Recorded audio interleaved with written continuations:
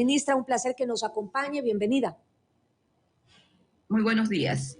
Un saludo para todos ustedes y también para quienes tienen la oportunidad de escucharnos y vernos en las respectivas líneas digitales.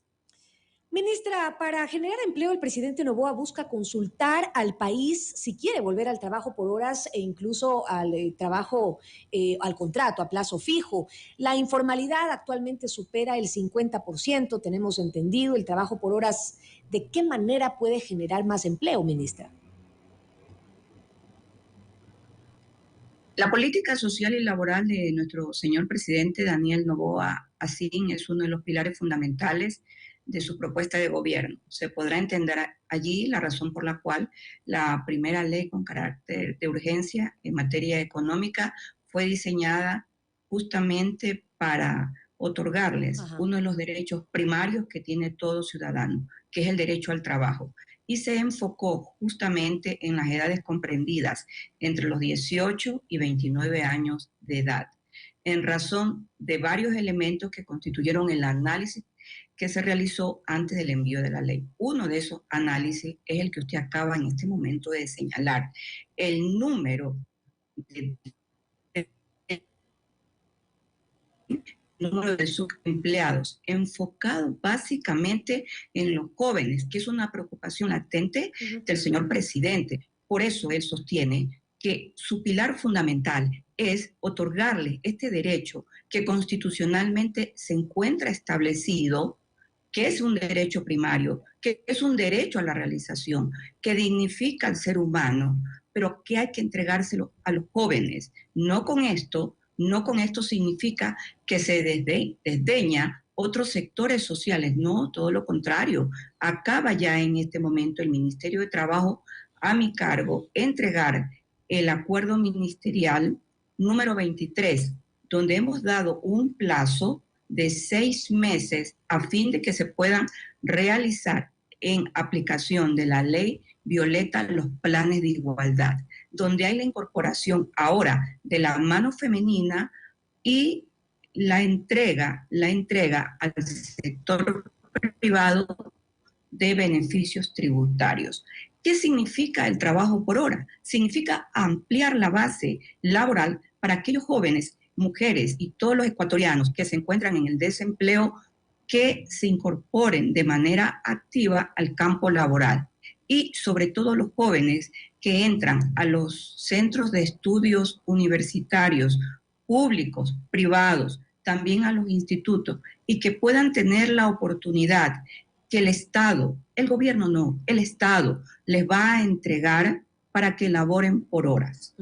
Esa es una de las razones principales para incorporar el trabajo por hora a el régimen laboral ecuatoriano, en razón de que se requiere una enmienda constitucional, porque el trabajo por horas se encuentra bajo el concepto de precarización laboral, imposibilitado a podérselo aplicar en este momento en el Ecuador.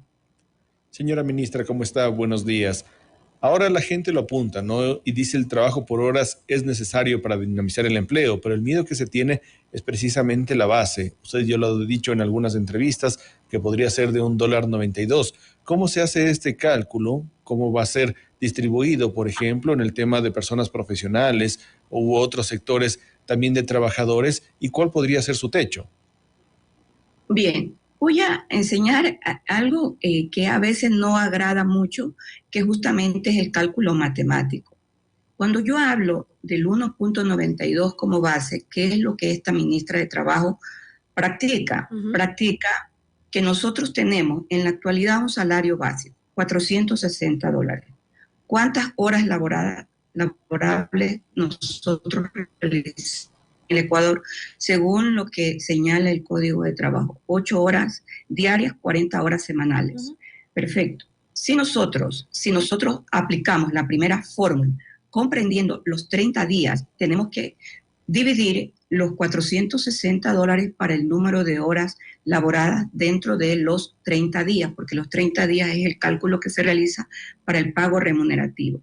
Bien, allí nosotros tenemos una base que resulta 1.92. ¿Cuál es el otro cálculo que a criterio de este ministerio se debe realizar? Es el siguiente. Nosotros laboramos 8 horas, 40 semanales. Esas 40 horas semanales hay que multiplicarlas ¿por cuánto? Por 4 semanas. Allí nos va a dar a nosotros un cálculo que corresponde en la división en la primera multiplicación 160. Y si yo divido ahora los $460, que es el salario básico unificado para 160, yo voy a encontrar allí un resultado. Ese resultado que me da exactamente 287.5. Dejémoslo en 287. Okay. Muy bien. Ese sería el cálculo base a criterio de este ministerio. ¿Por qué no existe precarización laboral? Porque va a tener quien labora de manera continua bajo el contrato por hora, va a tener afiliación al Seguro Social, va a tener las obligaciones de los empleadores, que son los derechos de los trabajadores a fin de poder gozarlo, que están contenidos en el artículo 42, 111 y 113 del Código de Trabajo. Me refiero a los décimos. Y también a las vacaciones, artículos 69, 70, 71. Muy bien. Yo pregunto, laborales reconocidos, que van a ser cumplidos, y así está planteado en los anexos de la pregunta, al igual que en la pregunta, por eso hablamos en la pregunta, reconociendo los derechos adquiridos de los trabajadores. Va a tener un contrato formal registrado en el Ministerio de Trabajo. Pregunto yo, ¿hay precarización laboral? No, no existe, porque el artículo de la Constitución que habla de la precarización laboral, cuando comienza a determinar cuáles son los contratos que tienen precarización laboral, señala justamente al contrato por horas. ¿Cuál fue el concepto para etiquetar al contrato por horas como una negativa constitucional? Fue justamente la precarización laboral. Pero voy a continuar analizando el resultado que nos dio de esta multiplicación primero y después de la división. A ese valor hay que agregarle, en caso de que el hombre o mujer, el trabajador o la trabajadora contratada por horas, realice labores pactadas, es decir, su trabajo lo realice en horas, esto sea, después de las 6 de la tarde hasta las 12 de la noche, va a tener un recargo de acuerdo a lo que dice el mismo Código de Trabajo. Me refiero a las horas extras o las horas que se consideran horas con recargo. En los recargos hay dos diferencias. El recargo del 50% a la hora, al 2.70, a los $2.75. Si pasa de las 12 de la noche de madrugada, al igual que los sábados y domingos, también tiene un recargo. Ese recargo es del 100%. Es decir, que estamos hablando, si se trabaja un sábado y domingo en contrato por hora, esos 2.75 van a superar los $5. Ok, se lo duplicaría. Por cierto, no va a ser en todas las actividades, pactadas, porque nosotros como Ministerio de Trabajo también emitimos la tabla sectorial. Un profesor que trabaja por horas en una universidad, yo trabajo por horas, soy profesora universitaria. Nosotros los profesores tenemos otra remuneración por horas. Una profesional, por decirle, doy un ejemplo, una enfermera va a tener un recargo adicional. Es decir, el ministerio va a tener la inmensa responsabilidad de aplicar la tabla sectorial en el trabajo por horas, como en la actualidad existe en relación al unificado.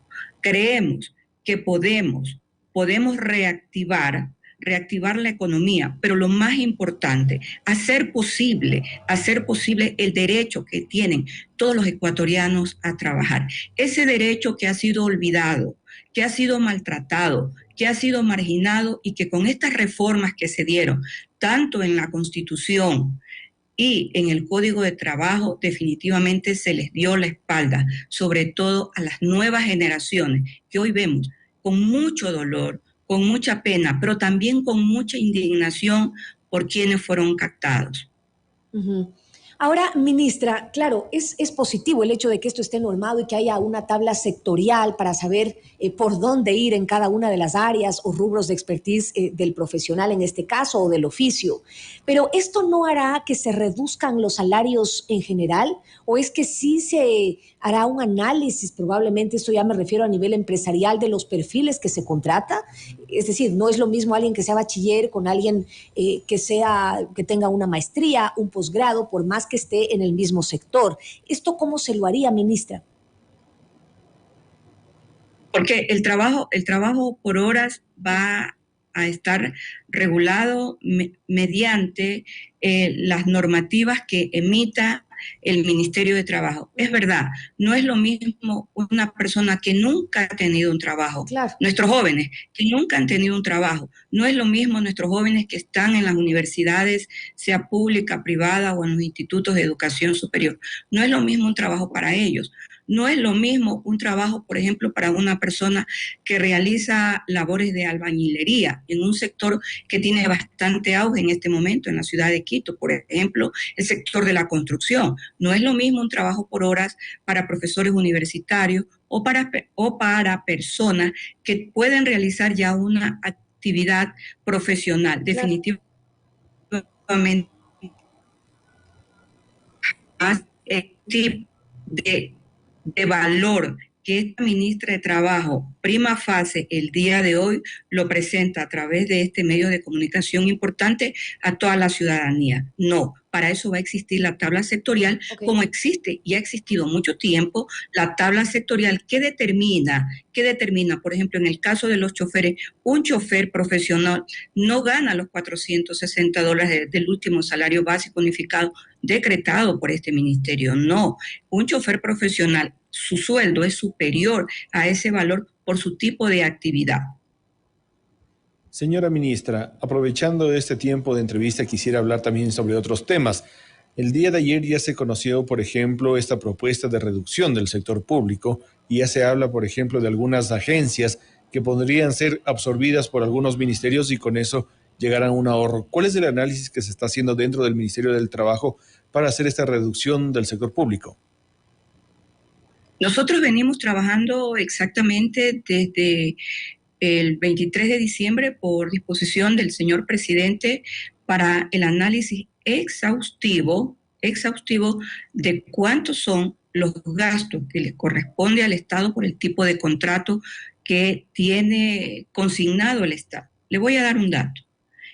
En contratos ocasionales, que son los famosos contratos regulados por la LOCEP, el Estado ecuatoriano paga al año 1.221 millones de dólares.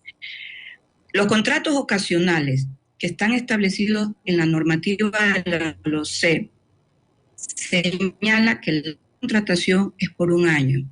Sin embargo, ¿qué ha sucedido en las instituciones públicas? Esos contratos nunca fueron respetados y se convirtieron en contratos estables, contratos a tiempo indefinido, como lo dice esta ministra, quebrando la normativa y esos valores, la normativa legal, y esos valores en la actualidad significan 1.221 millones de dólares al año por parte del Estado. Divida usted eso para los 12 meses que tiene el año. Estamos hablando de más de 100 millones de dólares solo en contratos ocasionales. ¿Qué acción hizo este ministerio? Conminó, por disposición del señor presidente, conminó a que todas las carteras de Estado y también las instituciones del sector público en los contratos ocasionales que concluían en diciembre del 2023 se respete lo que dice la normativa. Se respete lo que dice la normativa. Hemos conseguido hasta el día de hoy, con un corte que se hizo, que había 169 terminaciones de contratos ocasionales en varios ministerios. Allí hay un ahorro superior a los 2 millones de dólares al año, que eso no es absolutamente nada. Eso en números es equivalente al 1.69% de los gastos en relación a el pago de contrataciones laborales. Encontramos en el sector público en el sector público, que lo comprenden las 4 grandes empresas del Estado. Allí se encuentran estas entidades que son muy pequeñas, que fueron creadas por decreto, que dependen de muchas carteras de Estado, de los ministerios. Allí encontramos una erogación de más de 900 millones de dólares al año. 900 millones de dólares al año. Aquí, en esta parte, es necesario trabajar a fin de ver cuáles son los contratos que están para concluir, tanto en contratos como tipos de contratos existentes. Pero existe, evidentemente, la voluntad por parte del señor presidente de que vayamos a un ahorro racional y además legal frente a una crisis interna decretada a través del acuerdo, primero el decreto presidencial y después los acuerdos que se han venido emitiendo en las diferentes carteras de Estado. ¿Por qué yo hablo de acuerdo? Porque nosotros estamos respetando todas aquellas contrataciones que son contratos de inversión. Por ejemplo, el Ministerio de Agricultura, la mayoría de los contratos pactados ahí, los contratos laborales, son contratos por el programa de inversión. Entonces, allí se han determinado ciertos acuerdos a través de esta cartera de Estado. Pero, en definitiva, la política de reducción del Estado por la excesiva carga irracional y de quiebre de normas se ha implementado ya en todas las carteras de Estado y también en todas las empresas del Estado. Nosotros pagamos como Estado al año más de 6.000 millones de dólares ahora, en pagos de contratos laborales. Ok. Ministra, ahora, ¿cuál es el enfoque que se pretende dar al trabajo a través del contrato fijo? Bien, el contrato a plazo fijo ya existió aquí en el Ecuador. Claro. Fue derogado porque el concepto que se utilizó es que el contrato a plazo fijo no daba estabilidad al trabajador y se lo sustituyó por el contrato a plazo indefinido. Uh-huh.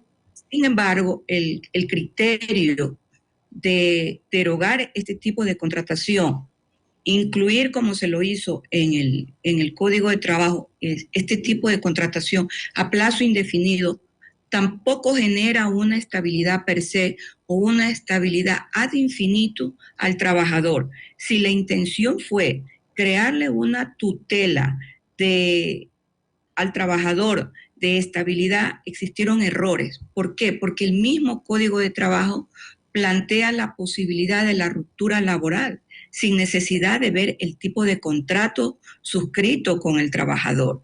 Eso está en el artículo 172. El empleador puede plantear la denuncia administrativa por visto bueno y da por concluida la relación laboral.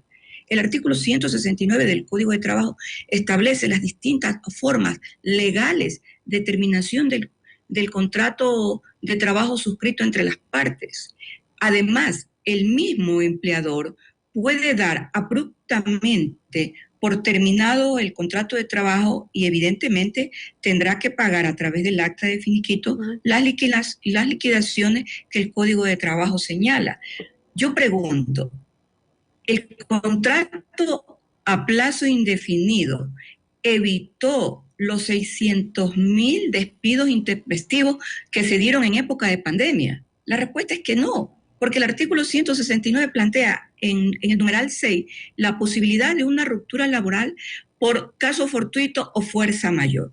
Yo creo que los legisladores no hicieron en el momento oportuno el análisis necesario de los principios laborales, de los principios constitucionales y de los mismos principios de derechos humanos que rigen también las relaciones laborales. Ahora, ministra, en otro de los temas, usted hablaba hace algunas semanas atrás de sueldos dorados que se había encontrado por parte del Ministerio de Trabajo. Ponía algunos datos como, por ejemplo, sueldos de más de $8,000 dentro de CNT. Uh-huh. ¿Qué se ha visorado? ¿Qué se ha investigado dentro del Ministerio del Trabajo y qué se está haciendo con esto que se ha encontrado?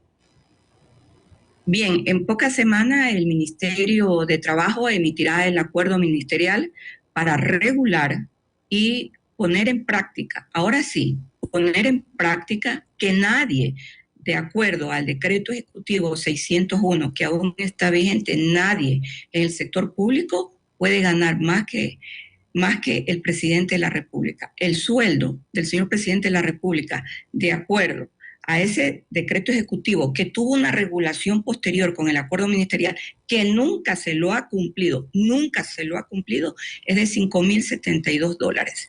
El ministerio va a establecer la escala porque esa es una facultad ministerial en todo el sector público. Además, en cumplimiento irrestricto del mandato constituyente número señala en tutela la contratación colectiva. Cuando yo hablé de los sueldos superiores al salario del señor presidente es porque tienen incorporados los beneficios de la contratación colectiva.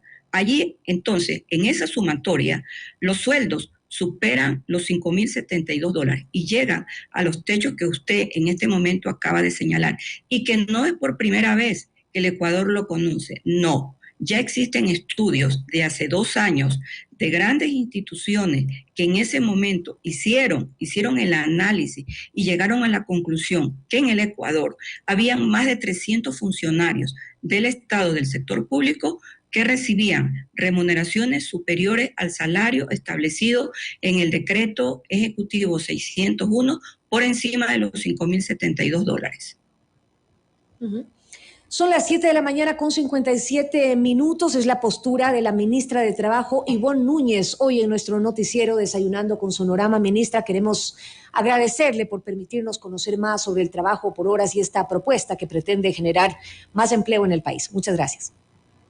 No, gracias a ustedes y permítame decirles que la vida nos ha dado la gran oportunidad con nuestro líder Daniel Noboa, que hoy día el Ecuador lo conoce y la comunidad internacional, de tener firmeza. Y como lo dije alguna vez, no le tenemos miedos a los retos y menos a la historia. Ok, muchísimas gracias. Son las 7:57. Hacemos una breve pausa. Esto es Desayunando con Sonora.